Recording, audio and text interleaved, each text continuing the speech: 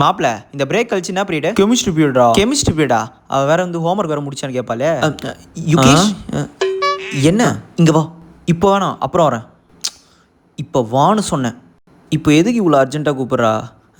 மச்சி நீங்கள் போங்க, நான் வரேன். யாரும் பார்க்கலன்னு நினைக்கிறேன். என்ன சொல்லு. என்ன சொல்லு. நம்ம லவ் பற்றி யார்கிட்டயாவது எதனா சொன்னியா? இல்லையே.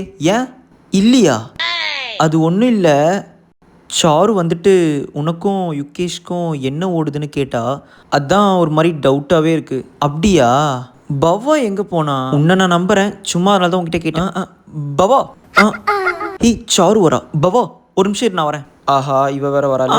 சொல்லு யுகேஷ். பவா மேம் கூப்பிட்டாங்களா? சரி நீ போ, நான் வரேன். ஹாய் சாரு. சரி ஓகே பவா, பாய், நான் போயிட்டு வரேன். பாய்டா. பவா என்னாச்சு? ஒன்றும் இல்லை சாரு, மேம் ஏதோ கூப்பிட்டாங்க போல், அதை வந்து சொல்லிட்டு போகிறான். சரி நான் போய் மேம் பார்த்துட்டு வரேன். அப்போடா தப்பிச்சிட்டோம். இவங்க 2 பேர் பேசுகிறத பார்த்தா அந்த மாதிரி தெரியவே இல்லையே.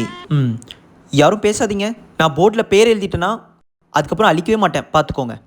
ஆமாண்டா, இப்போலாம் அவனுக்கு ரொம்ப திமுறாயிடுச்சுடா. நான்லாம் இப்போ பேசதே இல்லை தெரியுமா அவன்கிட்ட.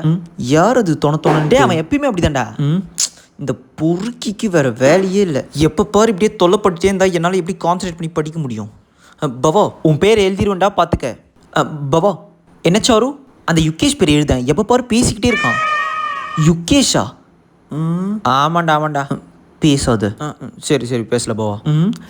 சாரு எங்கே பேசினா யுகேஷ்? சைலண்டாக தானே உட்காந்துட்டு இருக்கான். சைலண்டாவா?